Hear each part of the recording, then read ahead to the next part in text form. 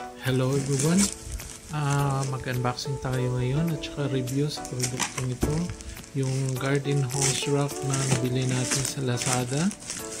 At si-check natin kung maganda ba yung quality nito at saka usable ba siya sa garden at paglalagyan ng hose na gagamitin kahit saan, kung pandilig din ng halaman or kahit anong gamit ng hose sa ating bahay sa labas. Okay,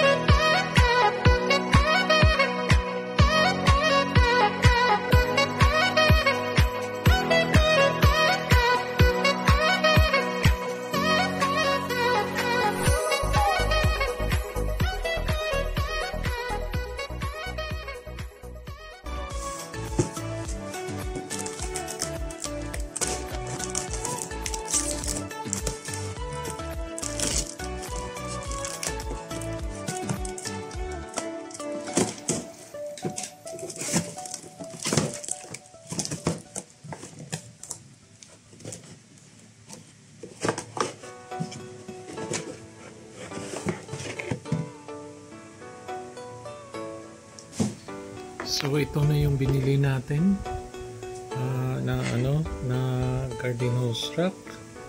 So yung quality naman niya, yung plastic hindi siya masyadong makapal, katamtaman lang siya at medyo malambot. So hindi natin alam kung magtatagal ba ito na sasabitan ng hose, kung matibay ba talaga siya at tatagal ba siya ng kahit isang taon o ganyan. At siguro mas mabuti dito hindi talaga siya ibabad sa sikat ng araw kasi mukhang lulutong siya malutong na plastic ito. Yan. So pag hawak mo ng ganyan, halata talaga siyang hindi talaga siya yung makapal na klase ng plastic. Kaya yan. So sukatin natin. So yan na po ang sukat niya.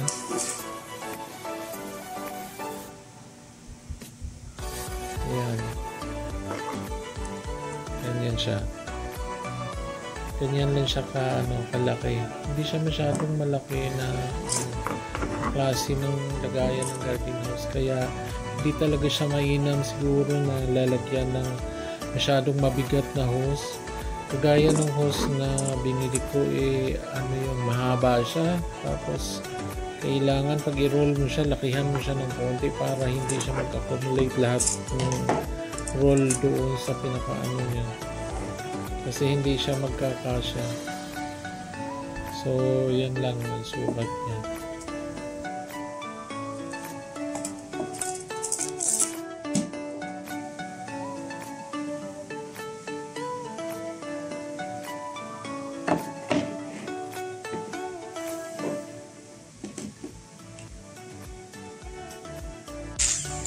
So magbubutas tayo ngayon dito sa ng bahay para sa kakabitan ng binili natin na garden hose rack.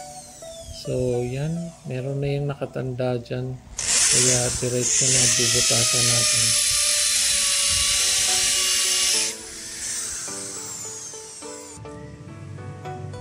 At lalagay na tayo ng tox ngayon at saka yung screw din lalagay natin para maisabit na natin yung garden hose rack. So ganyan lang. Yan, pupukin yung tox para bumaon siya doon sa pinakabutas. Tapos gamit ang screwdriver. So ganyan lang. Ibabaon lang naman ng bahagya yung screw. Bali nakalitaw yung ulo para doon yung sasabitan ng garden hose rack. Tapos pag naikabit na siya,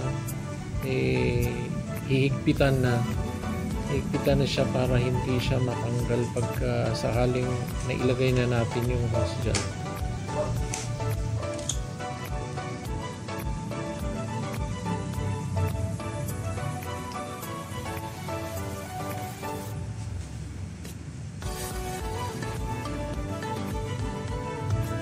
So ayan, nakikita nyo malambot talaga siya. So hindi talaga siya pwede sigurong lagyan ng mas mabigat pa, kasi may tendency talaga siya na mabakli siya through time pagka tumagal-tagal siya ng konti. Kaya hindi talaga siya mainam na nasisikatan siya ng araw para hindi siya lulutong kagad.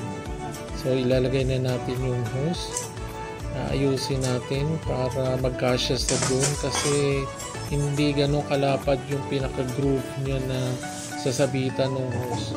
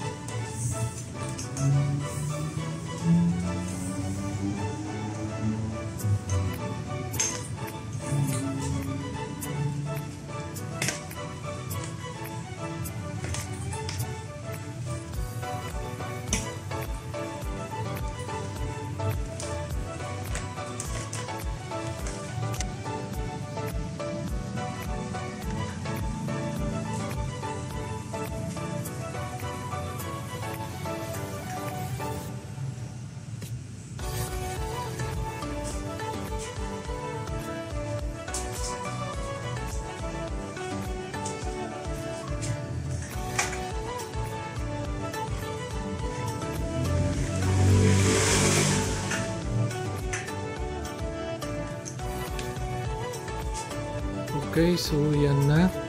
So umuuga talaga siya kasi mabigat na masyado yung